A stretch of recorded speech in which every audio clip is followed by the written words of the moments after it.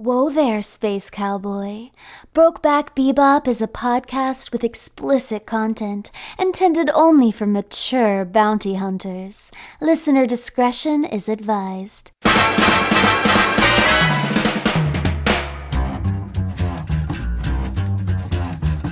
Listen to all 40 steamy sessions of the show right now by supporting Brokeback Bebop at patreon.com/can'tdisappointpodcast. I think it's time to blow this scene.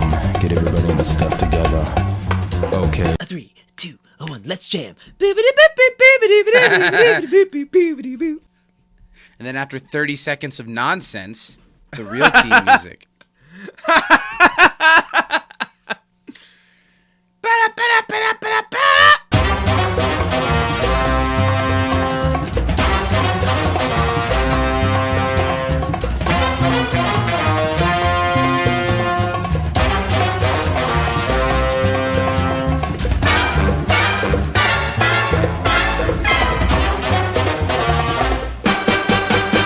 Hey everybody. Wham wham wazzle, everyone out Nice. there. We're back. Oh boy, are we in the pit of the cock of Brokeback Bebop. And we're here to recap the second episode of the live action Netflix. I was gonna say Netflix, like singular, and I just It's a stopped talking Netflix. halfway through it when I caught it. I couldn't correct it. The Netflix Cowboy Bebop. We're here to continue talking about that. It's gonna be a lot of fun. But before we do, Steven, it's good to see you. It's good to catch up with you. How are you? It's good to see you, buddy. It's been Not that long. an extra day. Yeah. Right? Right.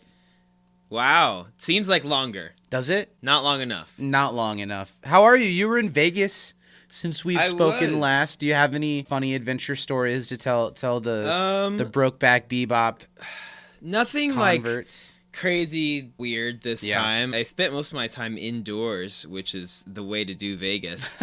Actually, I do. We stayed. So Danny and I, the competition that we were at was at the Bellagio, which is like a really, really nice hotel, and like the rooms are nice and all that fun jazz. But we stayed an extra day and did not want to pay for a room at the Bellagio because we were no longer working, so it was not paid for. I'm sure that's so we stayed at expensive the as shit. Luxor. Oh yeah, Luxor Especially doesn't sound because- cheap either, though. Well, so this weekend was simultaneously the When We Were Young festival. Yes. So a bunch of both 15-year-old and 35.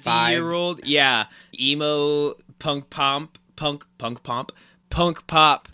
fanatics were walking around disappointed because it got canceled for the first like day or two, I think, because of a dust storm. It was just 2 People nights. were It got not thrilled. canceled the first night. So people were not thrilled about that because there was a dust storm. It was also the weekend of a Raiders game at home, and the Raiders are in Las Vegas now, and their stadium's like on busy. the Strip. So like lots of packed stuff. Plus my dance competition was going on. So all the Arguably big the wigs. biggest event in town. Yeah, it was fun. The Luxor Hotel is the one that's shaped like the pyramids. Oh, yeah. And so Danny and I walk in and we're like, oh shit, yeah, we forgot that's what hotel we were staying at. We just clicked one. Like, this is from That movies. wasn't $500. Yeah, and so we like go in the lobby, we like check in, and we're like, okay, you're in that elevator over there. We're like, okay, and then we're like, this is kind of a weird feeling. It's kind of like doesn't feel great. And then I read a sign on the wall of the elevator that's like, guess what? Luxor history fact. Actually, this is not a regular elevator. It's going up at a 39-degree angle because Oh. you're in a fucking pyramid. Whoa. So it's like a diagonal elevator, and it feels, because like it's not a new hotel by any means. Yeah. So it feels kind of scary. One of the 4 Whoa. elevators to our part of the hotel Yeah. was really squeaky and made like a Oh my gosh. noise the whole time. It was a little bit unnerving. I feel like even if it's in a pyramid, if you kept it at like the center of the pyramid, it'd be fine to just go right straight on They up. said only the fucking corners. Okay. So, is there something cool like at the very top of the pyramid? Is there like a executive suite that's the top corner? That'd be cool. I don't know. I was on floor 25 of like 30, I think. Wow. So I'm not sure how high they went. But it was kind of trippy because bet. literally like the hallway to the room, it is shaped like a fucking pyramid. Yeah. So like when you look over the balcony, you can see to the fucking ground, and Yeah. you can like see across, and it's really like kind of like Whoa. vertigo inducing. But it was kind of a cool experience. That sounds neat. I'd love to do it. I think we'd have fun together in Vegas. We could go Sure. see some shows. We'd go see We'd the have fun Chris in Boise, Angel. Idaho. We'd get stoned and find something crazy to Yeah. do wherever. We'd go I up didn't, to so like the I've visitor said before, center and I've be said like, on the "Where's show. the weirdest elevator in town? We're on Yeah. our way to it." We're on Yeah. our way to it. There's a whole casino called Circus Circus. It's for kids, and I feel like that would be a fun time for us. There's like Dave and Buster's type games. I think so, yeah. That's cool. Instead of like Got to poker start them stuff. young. Let them know Gotta what's start neat. them young. But I've said before, maybe to you just personally, but Las Vegas, just for people, I didn't get to go this time because I was busy. But Las Vegas has my favorite dispensaries in the world. They're so convenient. They're open like 24 hours. So it's I like like the sound great. of that. Yeah, and the taxes aren't out your ass like in Chicago. I wanted to But ask Vegas you, was a good time. Did you see what My Chemical Romance did when they performed at that festival? No. So they all came out dressed specifically to like one of their early album eras, like black shirts and pants and like red ties or something. And they all wore like fake old age prosthetics on their face to make them look like wrinkly and stuff, and like Nice. wigs. And then they only played like all their hits, and shit. they kept misreferring to the audience as being in Utah. Nice. So That's they great. were just like That's kind of funny. shitting on the festival that they were at the whole Yeah. time. I thought it was kind of That's funny. kind of funny. I heard the people that were getting on the plane in front of me back. One of them was like one of those people who was like, "Oh yeah, well they were much better at this than this," and like saying this, like all this stuff. And I was like, "That's kind of annoying." And the guy was like, "Hey, I just got to see Avril Lavigne. I can die happy." And I was like, That's cool. Good for you." Yeah. What do you think about, there's the conspiracy that Avril Lavigne like died and got replaced by somebody? So do you think there's any Danny truth to has that? has taken me down this deep dive, Yeah. and after the handwriting analysis video that I saw, I kind of buy it. But No, I like come on. Avril, whoever she is, whichever one you are. Same thing with Lady Gaga. Whichever one of you are, I like you. I feel like what you that's got. true even if Lady Gaga is just one person. Whichever one Yeah. you're going to be this time, I'm down. I'm down for it. Anything else you want to touch on before we get into Venus Pop? Yeah. Okay. I actually got to watch a little bit of anime and read some manga. Cool. I watched first episodes of Chainsaw Man, which I'm going to send you a link to a video, Zach, because even though you don't give a shit about Chainsaw Man, the opening sequence to it references like a shit ton of movies in a really Okay. cool way. I'll watch it. Like Western movies in some pretty cool shots, and the animation's pretty cool. So if nothing else, that's a fun little watch. And I just watched a long video essay about the triple entendres that are in that opening sequence, which for an anime opening sequence is pretty impressive, but it's pretty cool. In terms of like foreshadowing for people who don't know, but also if you have read the whole manga and know everything's going to happen, you pick up certain things that are like, you have to have so much knowledge about like just the Japanese language. Like I was just to like pick up on some stuff. So I would have never gotten half the stuff. But the Chainsaw Man anime so far is great. I am also up to date with the manga now as of a couple hours ago. Like a new chapter just came out and I read it's pretty good. Read some Vinland Saga, which it's like Vikings, but like the main character, like the whole first section of the story, he's like this hyper violent kid that's like basically like a war machine, like weapon, and then he like gets a little bit older and it's like, I don't want to fight anymore, so he has to like tackle those demons of all the people he killed and like figure out how to resolve conflicts without killing. So that's kind of cute. What else did I do? Oh, I started watching the newest season of My Hero Academia, which Nice. I've read all of what the season's going to be, and I like it quite a bit, so I'm excited for that. Lots of exciting anime stuff going on in the world. You watch anything? You watch something, The Triangle of Sadness on your head. Oh, yeah. What's that movie Do you know about this movie? Have you heard about Triangle I of got a Sadness? trailer for it on my Instagram after I saw your Instagram story that said it, and I Nice. probably thought too loudly, what's that movie? And then it showed me a trailer for it. So I was really, really excited to see it. Basically, it's like this really biting satire taking down the rich, and our main characters are like Instagram influencers, and they get invited onto this really fancy yacht that's just like a bunch of different old wealthy people. Like there's people who make weapons, like all kinds of stuff, and this like really doting team that works for the boat that's just told like no matter what they ask you to do, you find a way to do it. So like there's this one part where an old lady is like crazy talking to just some person working by the pool, and she's like, I want you to be able to experience life the way I get to. You have to get in the pool, and in fact everybody get in the pool. And at first she's like no, and then they end up like that's what they want you to do, so everyone's gonna do this because we want a big tip. But then a storm hits during the captain's dinner, and everyone's eating oysters and shit. And there's this really long, and this is all like advertised for the movie, so I'm not getting to spoilers.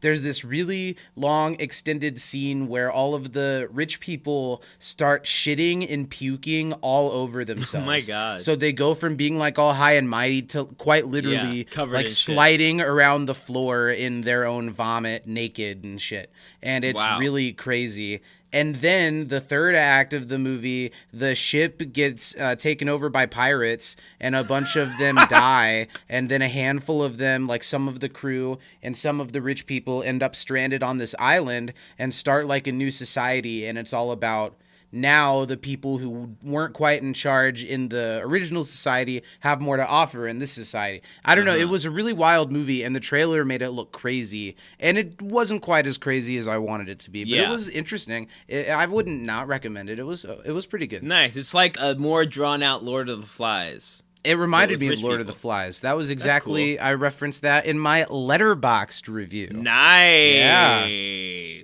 What's your Letterboxd at? Can we follow you on that? Sure. Is it an app, or do you go to the website? Yeah, it's an app. I recommend you use it. You can like review anime stuff on there too. It's just I like to keep track of the things I watch. All about reviewing stuff. Nice. I am Zach Pruitt, all lowercase, my first and last name. ZACHPRUETT. ZACKPRUITT. Yes. I've reviewed a bunch of movies, yeah. I also rewatched Bodies recently, which is a really fun kind of horror movie. Have you heard about that at all? No, I don't think I know that one. It's really good. It has Pete Davidson in it. Nice. Have you heard of, I think, some mutual friends that we have really like this movie. There's something about like a killer clown. Oh, Terrifier too. Terrifier. Apparently, someone who I know is friends with the guy that plays him. Oh, cool. Yeah. I'm too scared to watch it. I've heard it's one of those movies that genuinely, when they advertise it this way, people are like getting sick in the theater and leaving and stuff like that. It's like insanely I've seen the first brutal. one, but not the second one. And what's really exciting though about it is it's a really low budget indie movie that was made for like $300,000, and now it's playing in theaters all over the world. That's and great. It's made like close to $10 million or something. Well, because that's the thing about budget, horror movies. A good one doesn't need a huge budget. I mean, look at Night of the Living Dead. That was made for like fucking nothing, and it's great. And I think whether people know it or not, I think we're so hungry for practical effects.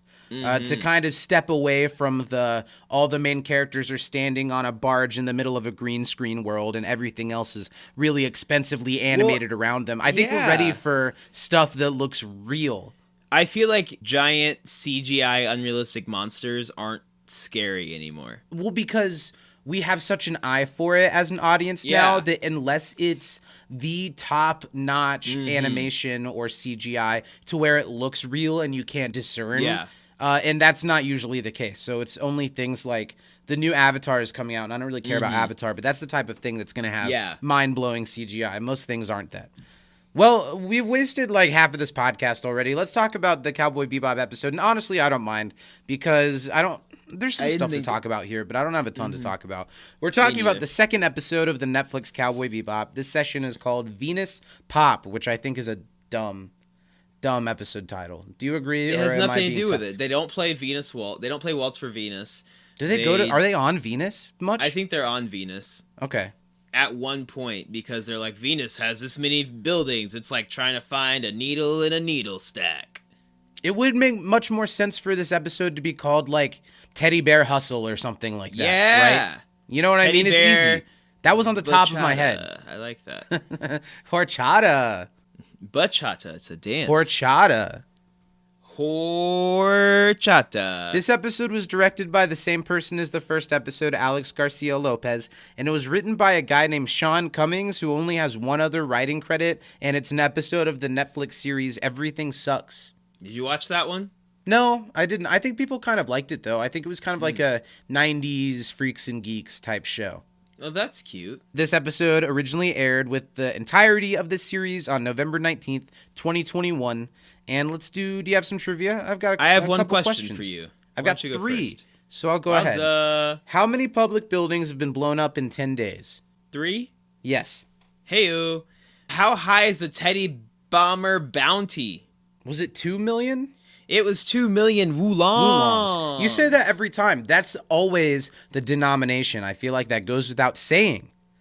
I don't say it as a wrong thing. It's just fun to say wulong. Okay. I just kind of take everything you say as against and critical of me. So It's maybe versus. that's more on It is me. versus you. My second question, and I guess I'll just give you the last two. What does Jet suspect the Teddy Bomber might have never gotten his Boy Scout badge in? Oh, fire making? Good job. And Nice. finally, what liquor do Spike and his old colleague share? Oh, it's a tough one. Are they drinking some, It says it Do on I- the bottle. how specific they say do I it need a to couple get? times. I think it's a fictional thing. They give it a name and it's on the bottle. So Oh, I is want it, what the thing is called. I don't know if it's fictional, but I Visurian? assumed it was. No. Visu... No, it's 4 letters. It's 4 letters. Mart. You got it, buddy. Wow, look at you. No, it's called Kudo. Kudo! Not to be confused with Kubo and the 4 strings or However something. many Wasn't that a strings. movie? Yeah, it was. It was good. Really? I didn't watch Yeah. it. I think that's the one I saw. Yeah, I saw that one. That one was good. Well, that's I our didn't trivia see the other for Asian Venus animated Pop. thing. What do you think Kudo is? They have it Kudo, out of it like a looked kinda decanter. brown. It was like a light brown It was maybe like a kind of brandy. brandy, or maybe A not dark enough brandy-like to be a drink. whiskey. Yeah. Yeah, yeah. Yeah. What were you gonna say? I forgot. I went to a really, really, really yummy restaurant yesterday in Vegas Okay. in the Cosmopolitan Hotel. It was a Mexican Chinese fusion. Was that the one restaurant. that I saw some Instagram pictures Oh of you yeah, against a wall? It just was looking cute so as the good. day you were born. Aw. It was outside that place. Yeah, Nice. It was fucking delicious. What do you get? Is it like I they got a have few Mexican different and things. Chinese food, or everything Yeah. is a fusion of both? They have kind of a mix of those What did you two get? things. I got a like carnita taco that was yummy and had some yummy love like avocado carnitas. sauce. And then I had these like noodles that Mm-hmm. were like supposed to like harken back to the days of the Silk Road, and it was like Chinese spices but like mixed with like some Mexican spices in it too. It was so flavorful. It was amazing. Danny had like a sweet potato tamal. that I sounds guess it'd good. be tamal because tamal's the singular. Fun fact, not tamale. But it Then was how very, come very they're yummy. called hot tamales? I don't understand it. I told her she's wrong. They got to fix that down there. But Yeah, it was very, it's their very yummy. problem. They should fix The drinks that. were good. Highly recommend it. Danny had a drink with tequila and absinthe in it. Nice. That was very yummy. You're a fun person to go to a restaurant with because you're like me. Even if it's a fast food place that you've never Yeah. been to, you're a good like I might never come to this place ever again. I'm gonna order like 4 things. I need to try like one of every type of thing that they've Yeah. got. Yeah. Yeah, I like it. All right, well let's move on. Let's It's do your it. turn Let's to talk. host the show. All right, guys. You know what time it is. We've talked about He didn't about until I beef. said it just now. We've talked about pups. It's time to talk about whether or not Zach comprehended this week's episode. Zach, we got a meaty boy this week. Kind you think of. you got everything? I think I got everything, but I don't know if I'll get everything, you know. Hey, ain't that the truth, playa? Yeah. All right, 13th caller has a chance to win Zach's socks right now. So dial in. You know the number. We're not going to say it on air. No, you should but know in by the now. meantime, Zach, you Shame have on you. 20. Count them. 1, 2, 3, 4, 5, 6, 7, 8, 9, 10, 11, 12, 13, 14, 15, 16, 17, 18, 19, 20 Jesus. seconds. I didn't have to count them because you just did for me. To describe for me what happens in this episode. Are you Okay. ready? Eh. Your belt buckled? No. Oh, good, because we are in for a wild ride. 20 seconds are going to be on the clock by the time I hit stop, or I'm actually going to hit pause. 3, 2, 1, go. Jet and Spike are after the classic teddy bear bomber, and Spike is ambushed at a wedding by a syndicate assassin. So he meets up with an old colleague to spy on Vicious and find out what they know about him. Meanwhile, Jet learns about the teddy bear bomber, and they end up finding him in a ship, and they get trapped, and he's going to blow them up, but they kill him, and they have an escape pod, and Jet goes away on the escape pod. Stop. I don't know. You know, I could have done a got lot the worse. I things got that a you lot. Got. Yeah. I didn't get anything about, Vicious and the Syndicate and Julia. Right, and because Julia, of that's that, important. I'm going to have to dock you some points, but also That's give you fair. a solid B- this week, Zach. I'll think you did an absolutely excellent job take with that. what you I think get. that's fair. Thank you. Yeah, well done. Well done. Thank you.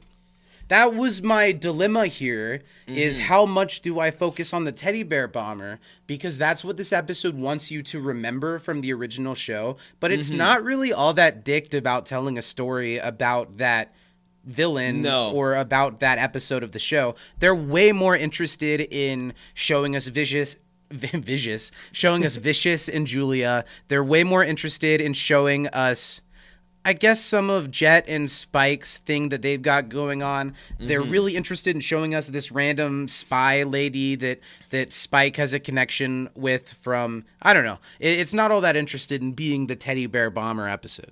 Yeah, I think that's what hurts is the teddy bear bomber episode is so much fun and has like Spike pitted as like this guy's his rival, and they take all of that away. Oh, is that the, what's that's the guy's the cowboy. name? Yeah, that's a good one. And it comes later in the series, and it just kind of feels like, hey, remember this? We're going to have all that, but not really. We're going to tell us a weird story about racist masks and Vicious trying to shoot Julie. I don't know. Yeah, and I think they still, to this point, have not found a good chemistry yet with Spike and Jet. Like, they're trying really hard, and they're starting to at times. Like, I thought the scene was funny when, like, the teddy bear bomber was like there in his teddy bear mask, and yeah, that was kind of funny. It's a nice it went on moment for too long when Spike lets Jet take the escape pod. Yeah, that was cool. That shows, that Spike is starting to see him as like a teammate. I think Cowboy Bebop is campy. It's like kind of silly. If you examine some of the things really hard, some of them are kind of funny, and like it's supposed to be that way. You mentioned that a lot. I don't recall feeling it was overly campy watching it, honestly. And I feel like, sure, anything that's that old is a little campy, but I feel like it really pulls off its humor and its more dramatic side without being too cheesy. I really like that about the original show, and I think this one is like campy in a non-purposeful way. I don't think it's trying to be campy. I think it just is because it's silly and not very deep. I think that's a good point, Zach. I think if you examine the original one, like with the right kind of glasses on. Like anything, I mean, your experience is different. If you watched it when you're a kid and then you return to it 10, 12 years later, you'll find stuff to laugh at that you took so seriously at first. But I think this live action just goes too far with it. Like where in this one? I'm trying to think of specific examples. So it's like little things throughout.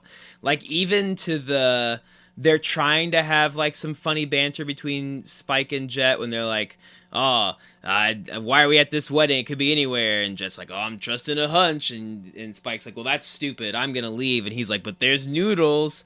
And he's like, I'm going to get those noodles. It's really forced. Yeah, it's really forced. It just doesn't feel natural. Yeah, nothing feels like two people talking to each other. Everything feels like actors reciting lines. And it's not always the actor's possibility fault. that anything in this was improvised. And I feel like the original show, while very scripted out and very planned and thoughtful, I think all the dialogue is, if you told me that those actors sat in a room and read through the lines 6 times and that was one of the 6, I'd believe it. Like, just kind of like, that I buy. But I think that this was like, nope, we got to get this take exactly how it is. One of the 50 times that came off the most exact. Yeah, and I think that the show suffers for that, because it just makes it feel unnatural and stiff. It feels really stiff sometimes. And for a show that was as like loose and fluid as Cowboy Bebop, stiff is the opposite of what you want to have. Absolutely. You don't like it stiff. You want it I nice want it and 3/4 at slow most. and fast. I want to talk about, in this episode, we kind of talked about it while we were watching it a few minutes ago. I just feel like where Cowboy Bebop, the original, does a lot of what I love out of a story, when it shows us and makes us think about a lot of the mysteries before it flat out tells us. And some of the times it doesn't tell us at all. We just are shown it until we get it. Whereas this episode literally, it feels so unlike Spike, the character that we know, to sit down with this lady and just talk and talk and talk about the past.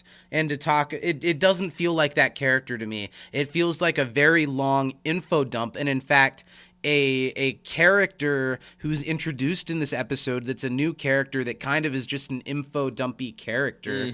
I don't know. It doesn't really work for me very much at all to have Spike sitting down and explaining us, well, Jet used to be a cop, and, well, I used to be in the syndicate, and we already know everything we need to know, really, about Spike and Vicious being against each other because there's a common love, even if they haven't shown us everything. Yeah. In the original, we have so much time to stew on that, so we've already gotten to know these characters before we learn that Jet is like this because he used to be a cop too. We haven't gotten any time to ask those questions or to have any investment in these mysteries or to even know that there are mysteries to be solved because they just tell us. Well, and one of the biggest like things of the entire fucking story that like is continuous is Vicious's like slow burn claim to like trying to take over the syndicate, which starts this whole shit and like pops off the whole finale of the show. Now we know right away that he's stealing money from the syndicate, that he's like against them, that they're like not the biggest fan of him. It's the second episode. Yeah. Of what was supposed to be a multi-season thing. Well, for whatever reason, they've decided that Vicious and Julia are as important to the weekly stories as most of the other characters. And maybe they did that because they've chosen to have the crew of the Bebop be a little bit smaller than it is usually in this first season.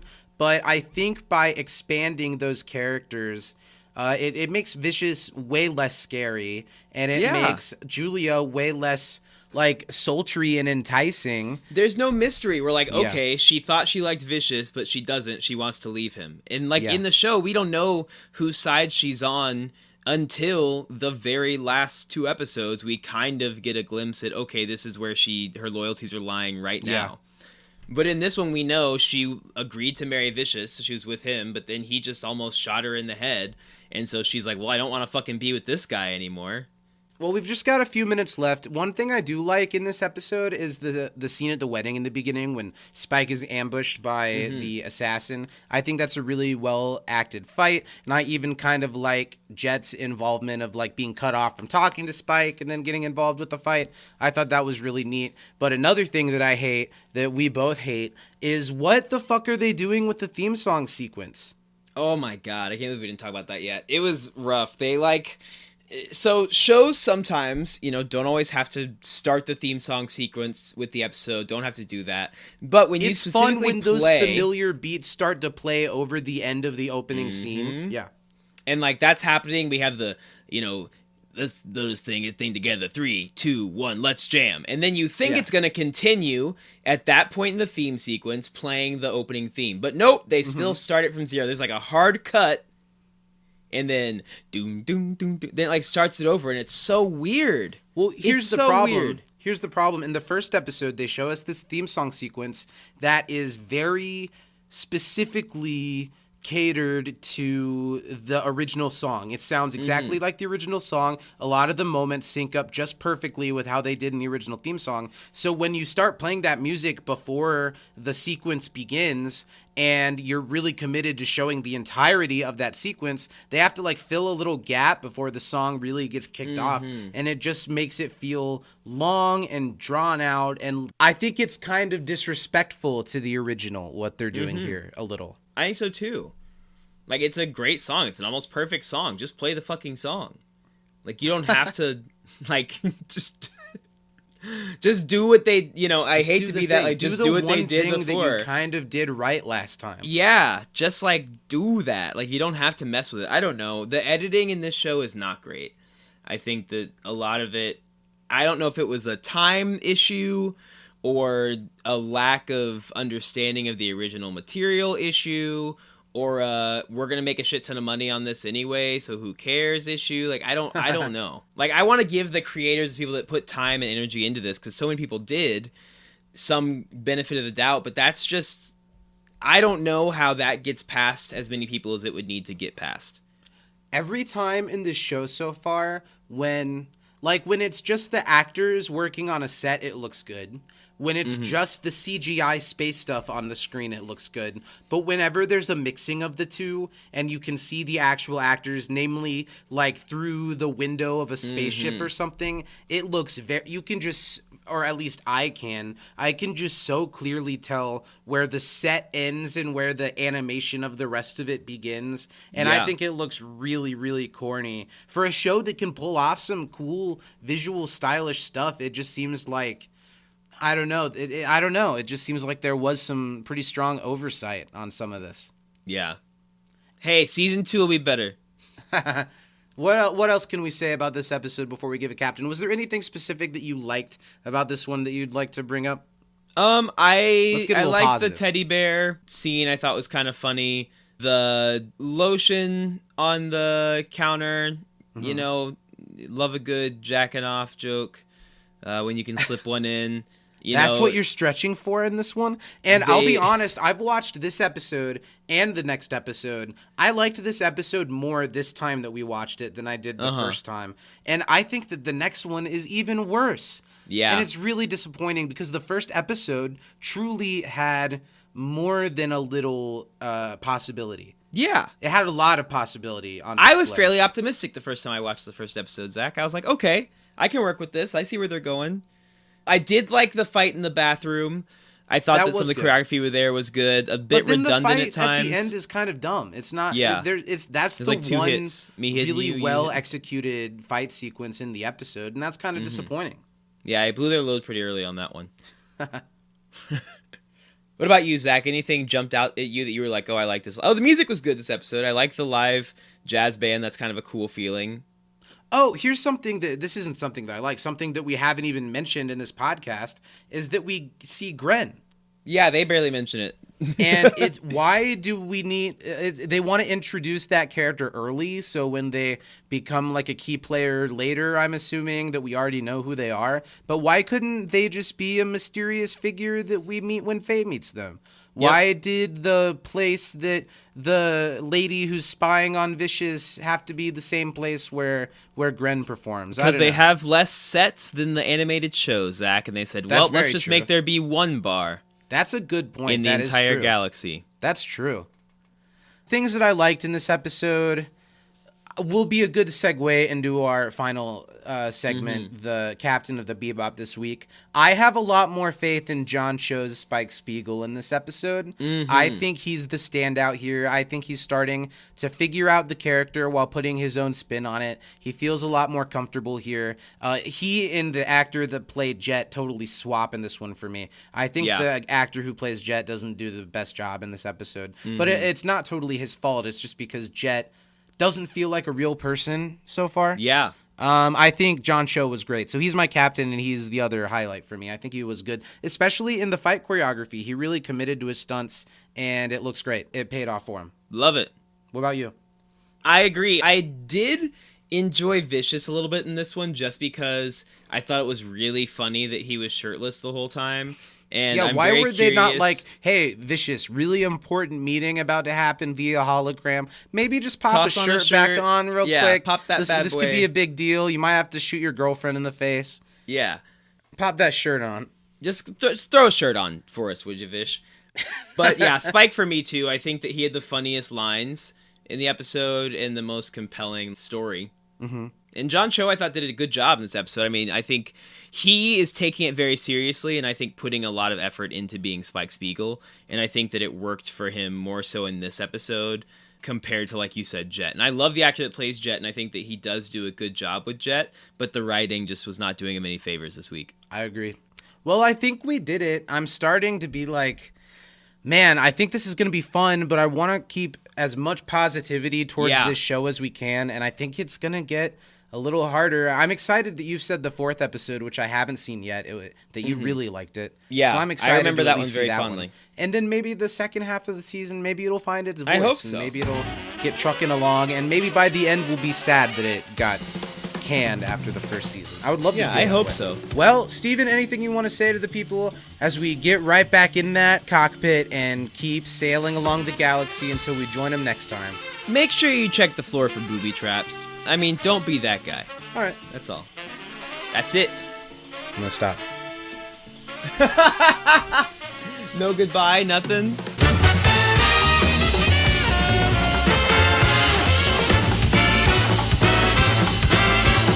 Thanks for listening.